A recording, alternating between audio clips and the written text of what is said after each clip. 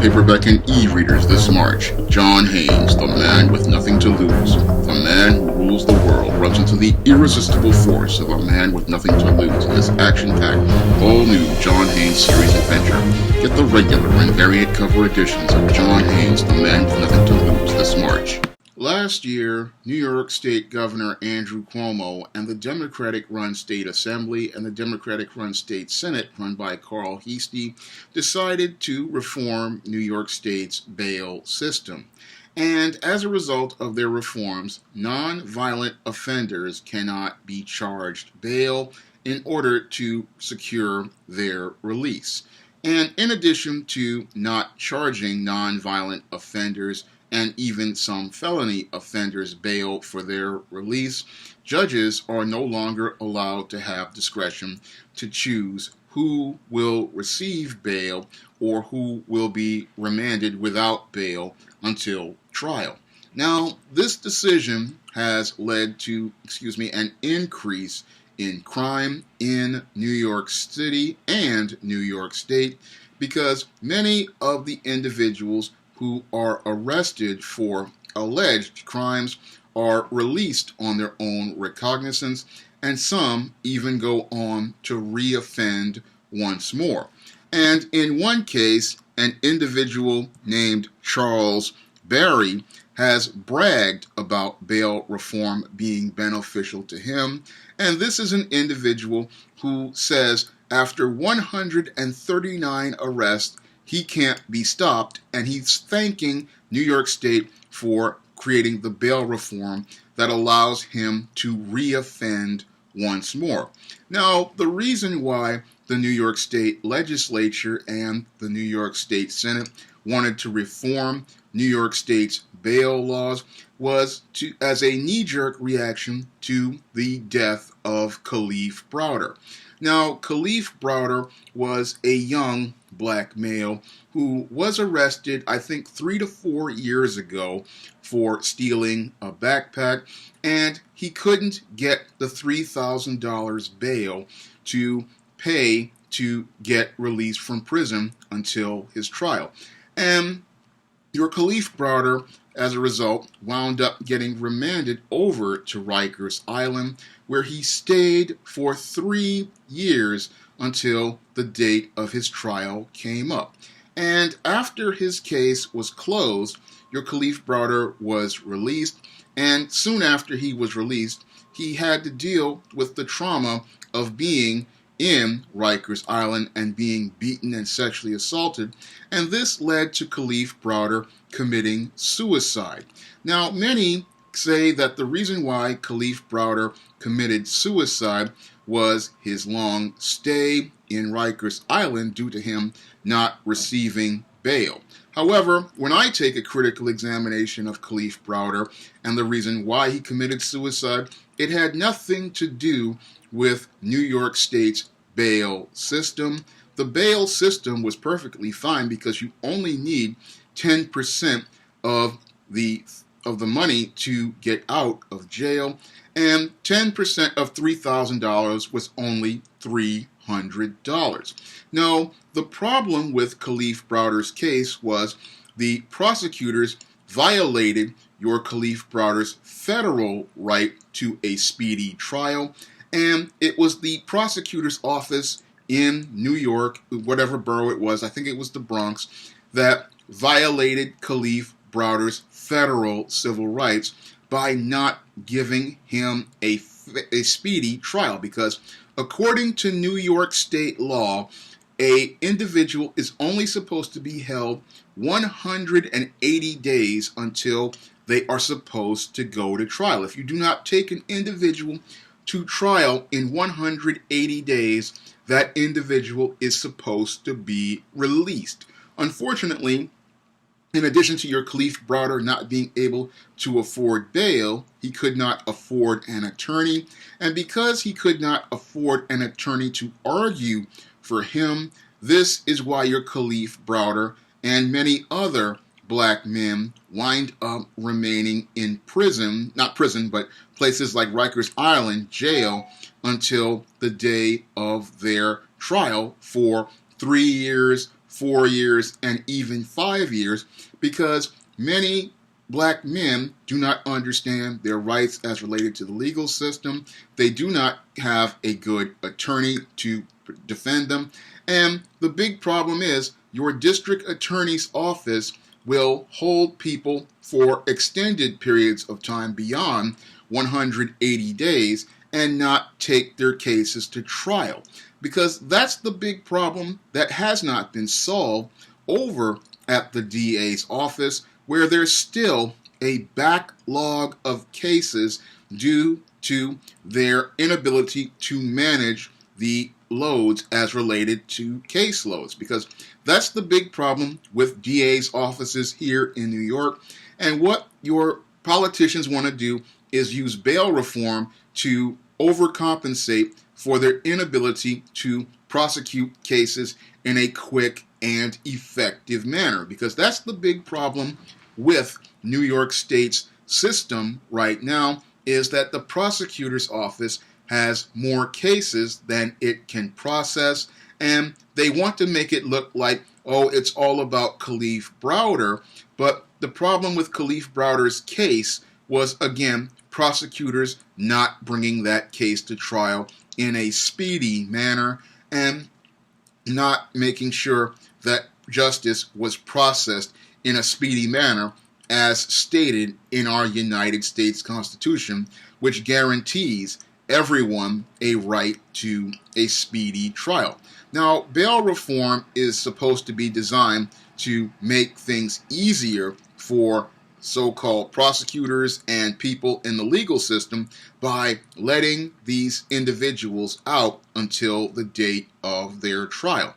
Because they believe that by holding these individuals inside of Rikers Island, it's going to cost them money, and they believe that if this person is out, they will do the right thing and come back for trial. Unfortunately, what has been happening over the last 2 months is that your perpetrators have been using this bail reform as a get-out-of-jail-free card, and they have been showing no regard for the law, because these individuals, after getting released on their own recognizance, oftentimes go out and reoffend again and again and again. And sadly, people are winding up getting injured, people are winding up getting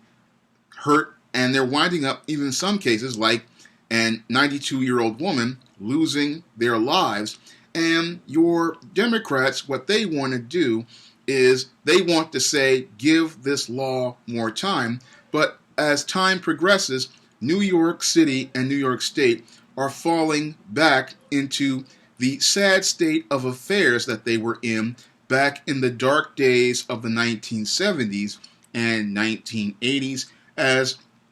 criminals have run rampant throughout the city and the state. And many of these individuals who were released on their own recognizance until their date of trial oftentimes are not even showing up for their court dates. So many of these individuals who are supposedly black and brown, who are supposed to be the faces that bail reform were supposed to help, aren't helping themselves. And all they're doing is proving the points of many of the judges who wanted the discretion to hold them for trial, because these individuals, instead of them taking responsibility for themselves and taking responsibility for their lives, what they are doing is going out here after being released, committing more crimes, and then getting arrested and then re-released once again, because judges no longer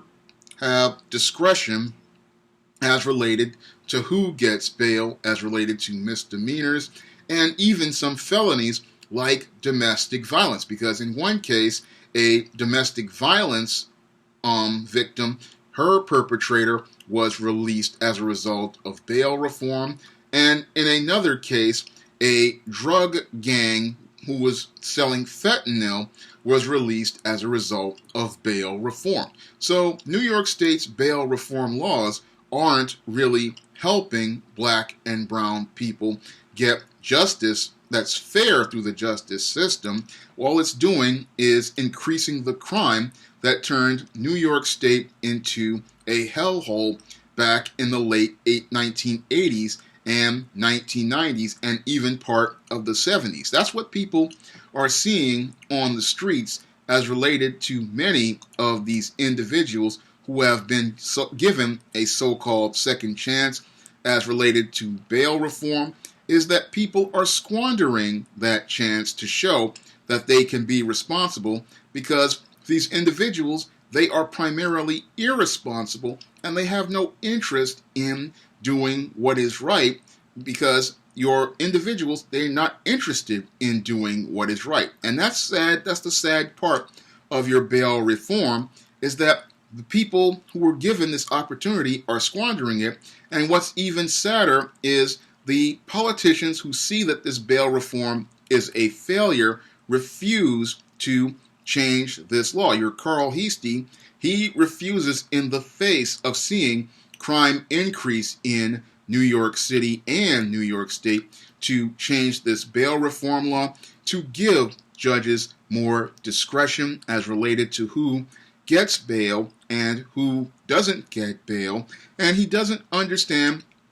how this is hurting the quality of life. He is so caught up in trying to protect so-called black and brown people that he doesn't understand that the black and brown people who terrorize black communities and brown communities and even some white communities, these individuals do not care about getting a second chance. All they want to do is get a pass so that they can commit more crimes. So he's trying to think that on the ideals of helping so-called black and brown people, but what he doesn't understand is this does not help black and brown people. This enables urban terrorists to terrorize black and brown communities and wreak havoc in those black and brown communities, because these individuals, now that they see that the law is not going to set a boundary for them, that enables them to be emboldened and participating in their lawless behavior and terrorizing elderly, terrorizing disabled people, and terrorizing people in communities, and continuing to go on further crime sprees where they graduate from misdemeanors to felonies because they see that police officers' hands are tied, judges' hands are tied, and prosecutors' hands are tied. And this, again, is destroying the quality of life here in New York, something a guy like Rudy Giuliani and George Pataki made every effort to try to fix in the 1990s and improve the quality of life for people in New York State. Your Democrats, they're sitting there thinking that this is okay, this bail reform, but this bail reform has proven to be a complete failure, and the backlash from this bail reform is hurting everyone on the streets of New York and all over New York State, because as long as these perpetrators are allowed to remain on the streets, they will continue to terrorize individuals in the cities. And again, they're not being held accountable. They're not being held to any standard. And it's frustrating to see New York start to fall back into the sad state of affairs it was in back in the 1970s and the 1980s, all because your state legislature and your state senate and people like Carl Heastie and people in the Democratic Party can't